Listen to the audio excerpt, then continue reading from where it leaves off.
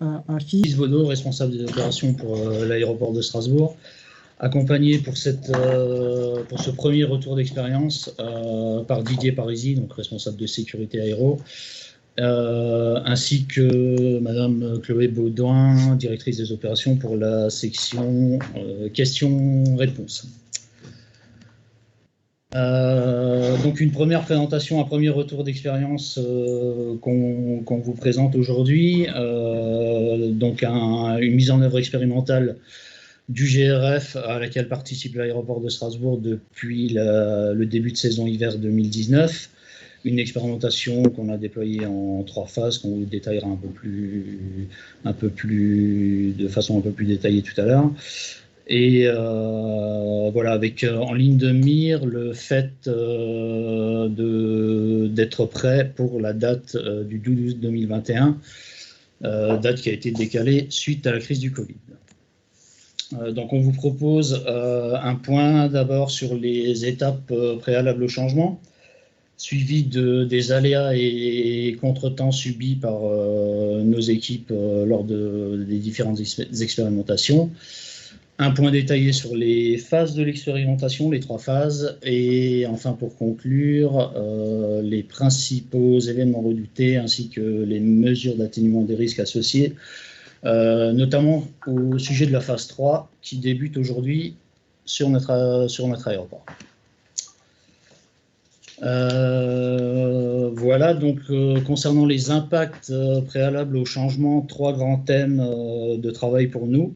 Tout d'abord, premier point, la prise en compte de la nouvelle réglementation, suivi des impacts organisationnels, voilà, gros sujet également de travail pour nous. Et enfin, troisième point, les prérequis à la mise en œuvre, un aspect un peu plus documentaire avec notamment les dossiers d'instruction pour approbation de changement. Au sujet donc de la nouvelle réglementation, donc on s'est basé principalement sur la circulaire 355 de l'OACI, véritable base de travail pour nous, aidé en cela par un certain nombre de documents qui nous avaient été fournis par le STAC à l'époque, voilà, notamment qui nous ont permis de prendre en compte vraiment les principes généraux du GRF, avec toute cette description de cette nouvelle méthodologie concernant la nouvelle méthode harmonisée pour la caractérisation de l'état de surface des pistes. Ce cadre posé nous a permis de faire un premier état des lieux de l'organisation de nos services. Premier élément impactant pour nous, il faut savoir qu'historiquement à Strasbourg, c'est le SNA qui rédigeait les SNOTAM sur réception des éléments par les équipes de terrain. Donc, premier changement important pour nous avec la mise en place du GRF, à savoir que dorénavant, ce sera l'exploitant qui rédigera et transmettra le SNOTAM au BREA, BNIA, le cas échéant, plus SNA, bien entendu. Deuxième point impactant, là il s'agit plus des équipes de terrain, notamment du SSLIA qui lui est chargé de réaliser les relevés GRF et de transmettre aux fournisseurs de données aéro les résultats de ces données.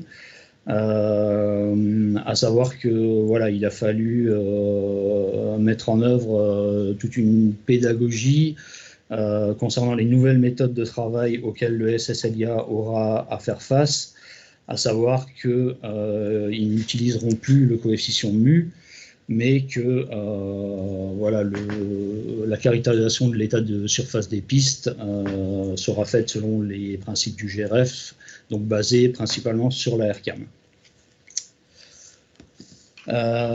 Deuxième point, les impacts organisationnels. Donc, comme je vous le disais, pas de fournisseur de données aéro identifiés pour l'exploitant jusqu'à présent. Donc, la formation de FDA a été réalisée. Donc il s'agissait des superviseurs opérations auxquels on a attribué cette fonction.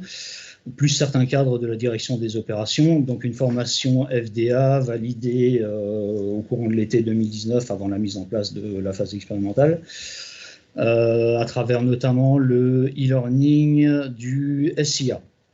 En parallèle, tous ces FDA ont été sensibilisés en interne aux principes généraux du GRF, à la rédaction du nouveau SNOTAM, format GRF également, à la transmission du SNOTAM à l'ensemble des acteurs de la diffusion et de la publication des données aéro. Également, sensibilisation sur la façon de traiter et partager le retour REP-PIREP qui a été réalisé à l'occasion de cette sensibilisation. J'insiste sur le fait qu'il s'agissait à l'époque vraiment d'une sensibilisation et non formation en raison tout simplement du manque de formation disponible à l'époque. Deuxième impact organisationnel au niveau du SSLIA, de la même manière, une sensibilisation a été réalisée auprès des équipes juste avant la mise en œuvre de la phase 1. En gros, il s'agissait de leur inculquer les nouveaux principes du GRF, l'attribution d'un RCC, la rédaction complète d'un RCR, l'utilisation de nouveaux outils tels qu'une AirCam sur laquelle nous avons beaucoup travaillé, on y reviendra un peu plus tard, notamment grâce aux exercices qu'on a réalisés durant les différentes phases. Donc une AirCam maintes fois modifiée avant d'arriver à une AirCam simplifiée et plus lisible et plus facilement exploitable par les équipes. Donc un vrai travail de concert là avec les équipes du SSLIA. On leur a également proposé d'autres outils, tel un gabarit pour mesurer la profondeur des contaminants. Instruction également sur la transmission du RCR au FDA et également tout un travail pédagogique sur cette nouvelle notion de veille permanente de l'état des chaussées aéronautiques auxquelles il a fallu les habituer. Donc des changements importants qu'il a fallu intégrer à nos différentes phases des plans neige pour lesquels la finalisation est en cours pour l'intégration de la phase 3 au plan neige 2020-2021. Troisièmement, les prérequis à la mise en œuvre, une notion un peu plus documentaire avec les instructions de dossier de changement pour ce point. Et pour le reste de la présentation, je vais laisser la parole à mon collègue Didier Parisi. Didier, c'est à toi. Merci Régis, bonjour à toutes et à tous. Donc en complément du propos qui a déjà été initié, je reviens là sur les différents impacts et les prérequis à la mise en œuvre. Donc, comme précisé par Alexis Clinet dans le propos précédent, l'importance du dossier de changement pour approbation qui s'est fait en 2 temps. Donc, courant 2019, un premier document pour cadrer l'expérimentation et un second cette année pour acter le passage en caractérisation permanente. Ces 2 procédures de changement se sont concrétisées donc, par la mise à jour de la documentation du manuel d'aérodrome, avec en particulier l'actualisation du recueil de consignes opérationnelles pour le SSLIA. L'objectif étant, à travers ce changement et ces mises à jour de consignes, d'accompagner petit à petit les différentes personnes dans de nouvelles missions et de nouvelles responsabilités pour initier ce changement de doctrine entre le TALPA et le GRF. Lié à cela, les formations comme ce qui a été présenté juste avant, des formations qui se mettent doucement en place, puisqu'initialement, courant 2019, nous nous basions uniquement sur les sensibilisations proposées par le STAC et des formations en interne. Et donc maintenant, avec l'arrivée de e-learning ou de formations en présentiel, le contenu peut cette fois-ci être acté par les fameuses formations. Un point maintenant sur les différents aléas que nous avons rencontrés, donc des aléas en premier lieu internes. Comme évoqué précédemment, juste à l'instant, les formations nous ont contraints à des délais assez courts pour d'une part respecter les délais imposés par le dossier de changement et également accompagner les équipes. Donc ces délais liés à la formation ont été un point important. Un autre point important, tout ce qui est lié aux impacts sociaux, puisqu'il était également crucial de faire comprendre aux équipes, en particulier pour la plateforme de Strasbourg, les équipes du SSLIA, qui étaient en charge là maintenant de la caractérisation de l'état de surface, de les accompagner pour leur faire prendre conscience de cette nouvelle mission qui n'était pas initialement dans le cahier des charges, et également accompagner les superviseurs d'exploitation nouvellement formés fournisseurs de données aéronautiques, puisque ce point-là n'était pas prévu dans leur fiche de poste, et donc il a fallu également mettre en place un CSE extraordinaire afin d'accompagner les partenaires et les différentes personnes de l'aéroport dans cette mise en œuvre, dans cette expérimentation du GRF. Donc également un impact interne lié au contrat de sous-traitance, puisque comme je l'ai dit, la mission de caractérisation permanente n'était pas intégrée au contrat. Il a donc fallu faire un avenant, et donc ce sujet est toujours en cours, notamment avec le fait de la prise en charge des coûts de formation entre la formation des différents pompiers qui sont amenés à faire de la caractérisation. D'autres aléas, cette fois-ci, eux, externes. Donc effectivement, au premier plan duquel se trouve le format du SNOTAM, puisqu'au cours du début de l'année 2020, l'expérimentation a dû être amendée et remodifiée, puisque le nouveau format SNOTAM que nous allons utiliser à partir d'août 2021 n'étant pas accepté par l'EAD à ce moment-là, il a fallu réajuster l'expérimentation pour permettre aux différentes équipes de prendre la teneur de ce changement. Donc le parti pris a été de faire un compromis pour maintenir l'expérimentation en local, mais ne pas diffuser l'information pour éviter des confusions. Le deuxième point, donc voilà, les formations, comme je l'ai évoqué, pour la partie interne qui se retrouve dans les aspects externes. L'impact du Covid avec la fermeture pendant près de 3 mois de la plateforme a également été très impactante pour la mise en œuvre de cette expérimentation au cours du printemps et de l'été 2020.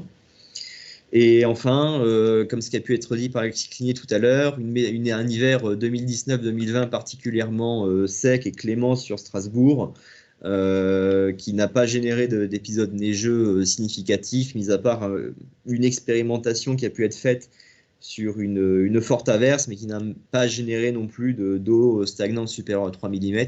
Donc un contexte météorologique, somme toute, assez clément dans le cadre de cette expérimentation. Un rapide point maintenant sur les aspects liés au déploiement et au phasage qui a été retenu sur Strasbourg. Donc un phasage en 3 temps à partir de novembre 2019 qui s'est, dans la première phase, contenté d'expérimenter le nouveau format de SNOTAM, le transmettre aux prestataires de navigation aérienne, néanmoins sans le diffuser. Et la corrélation entre les observations et les différentes retours pilotes permettait de valider cette première phase. À partir de janvier 2020, si l'accord de AD avait été reçu pour transmettre et diffuser ces informations aux pilotes, nous aurions pu passer à un niveau supérieur et donc là diffuser réellement cette expérimentation GRF pour corroborer les éléments. Et du fait du point que j'avais souligné juste avant, nous sommes basés sur des exercices sur table pour travailler la chaîne de communication entre le SSLIA, l'exploitant et la navigation aérienne. Et donc, à partir de la mise en place aujourd'hui de la phase 3, nous passons en caractérisation permanente. Donc, à chaque fois, nous reprenons les différentes étapes précédentes que nous venons compléter par des points successifs. Et je terminerai enfin par évoquer les différents événements redoutés qui avaient pu être soulignés dans le cadre du dossier de changement. Essentiellement 4 événements redoutés significatifs. Là où le processus GRF remet d'une certaine manière l'humain au centre de la caractérisation, il est aussi important donc de comprendre en quoi ces interfaces humaines peuvent parfois faillir, et donc au premier plan duquel la mauvaise alimentation de l'AirCam. Et donc pour cela, les différentes formations ont pu être formation et sensibilisation ont été mises en œuvre pour initier cette prise de conscience et cette montée en compétences.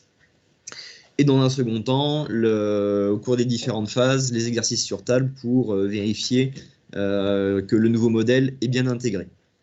Tous ces éléments de mesure en atténuation de risque restent néanmoins valables pour la phase pérenne, puisque cette montée en compétences se fait tout au long de l'expérimentation. Le deuxième événement redouté, à savoir un SNOTAM inadapté, venait donc là effectivement du modèle proposé et refusé par EAD, ce qui a amené à intégrer les notions GRF dans le champ T. Il y avait également une réflexion autour de l'interprétation et de la bonne perception des informations GRF par les équipages en vol. Les différents éléments pour répondre à cet événement redouté étaient essentiellement là sur la communication et la publication aéronautique, sujet qui reste donc toujours en vigueur le temps que le nouveau format SNOTAM soit accepté et publiable. Le troisième événement redouté était là le délai de transmission de l'information aéronautique. Donc, comme je l'ai dit tout à l'heure, le principe du GRF étant essentiellement basé sur la caractérisation et une remontée d'informations par des humains envers des humains, il était important de considérer des temps de latence, que ce soit dans l'analyse du contaminant, la transcription du SNOTAM ou la diffusion de ce dernier. Donc c'est pour ça qu'en premier lieu, il a été intéressant de retravailler la matrice ERCAM, non pas dans sa forme, mais dans son fond, mais dans sa forme, afin qu'il soit clairement utilisable et facilement utilisable et expérimentable par les équipes du SSLIA. Donc il y a eu un gros travail de concertation entre l'exploitant et le SSLIA pour obtenir un outil pratique et fonctionnel, afin que cette matrice ERCAM soit utilisée dans les meilleurs délais et la manière la plus simplifiée possible. Et donc enfin, également, pour garantir cette fois-ci la communication et la diffusion de l'information aéronautique, des communications par mail redoublées d'appels téléphoniques, que ce soit envers le prestataire de navigation aérienne, mais le BRIA également, afin de s'assurer de la parfaite diffusion et de la parfaite réception des éléments GRF issus de cette expérimentation. Et enfin, en dernier événement redouté particulièrement identifié, c'était l'impossibilité de publication du SNOTAM. Encore une fois, les différentes entités, je vais dire humaines, s'enchaînent. Et si un maillon vient à manquer ou à être absent pour X ou Y raison, il est important de préparer et d'anticiper cette phase-là.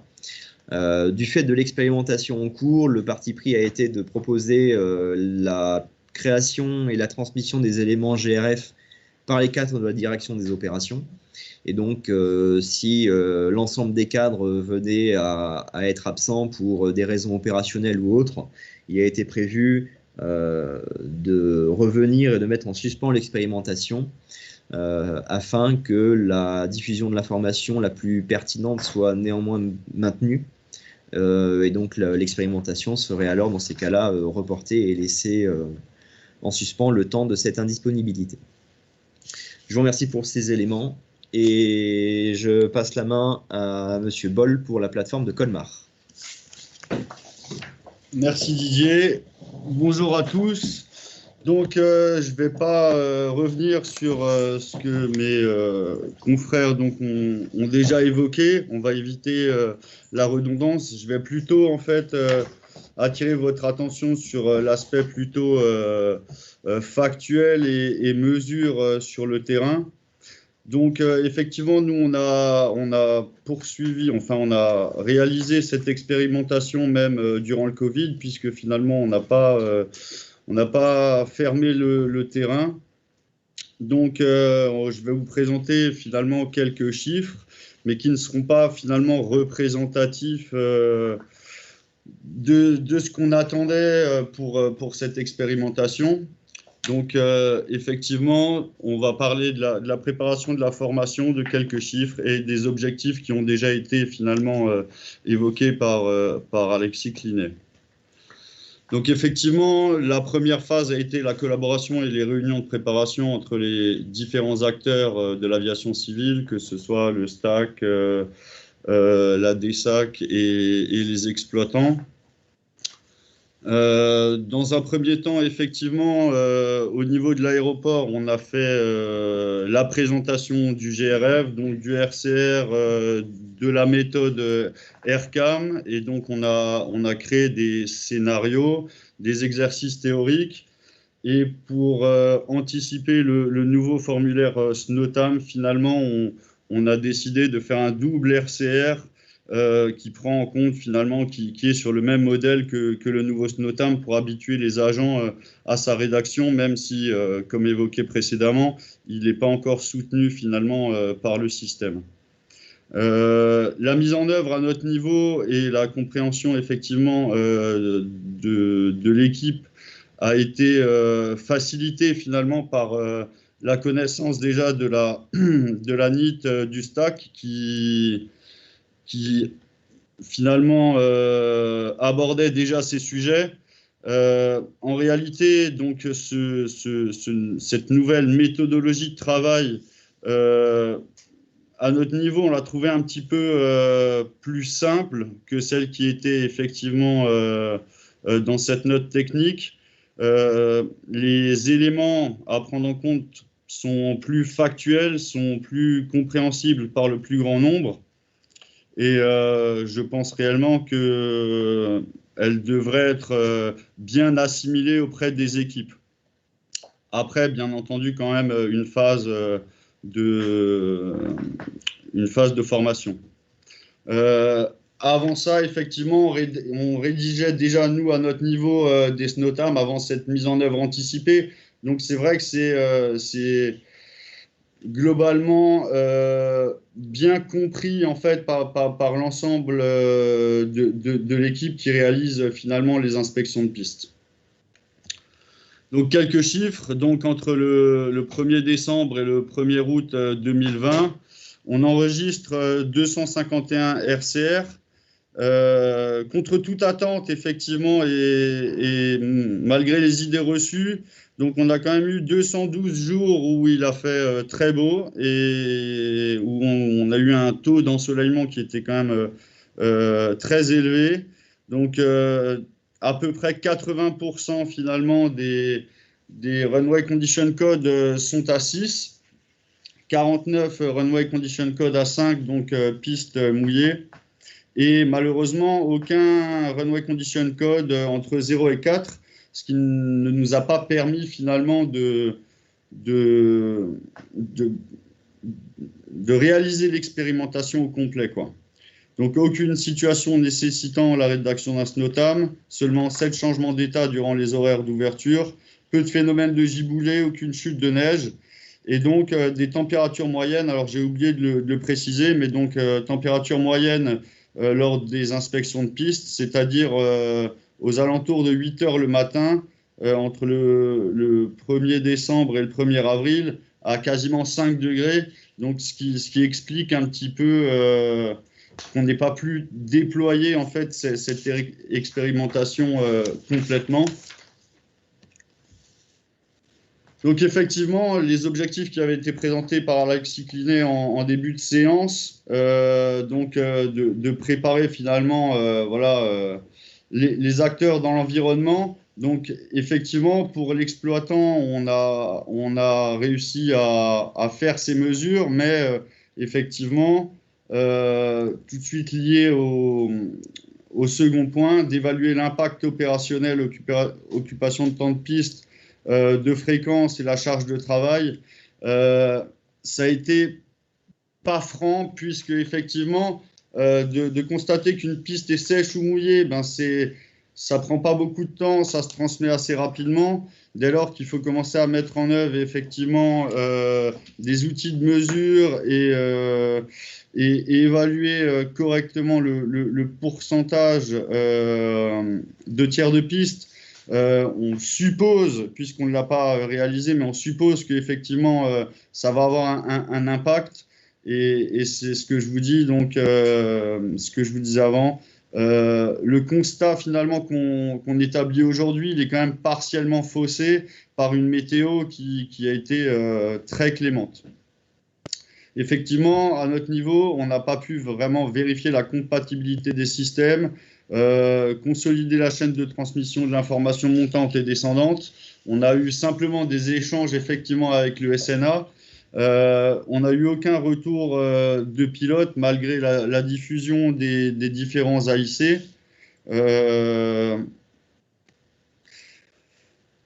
Ensuite, apprécier les temps de transmission, établir les concordances entre les REP et ce que nous, on aurait pu mesurer et faire vraiment un retour d'expérience. C'est un petit peu compliqué, compromis, comme dit, au vu des éléments qu'on a.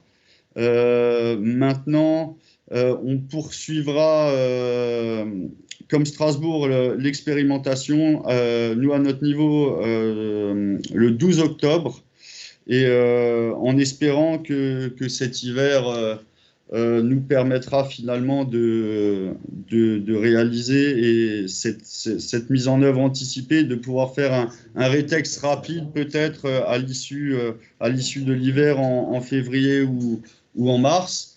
J'en ai terminé avec cette présentation.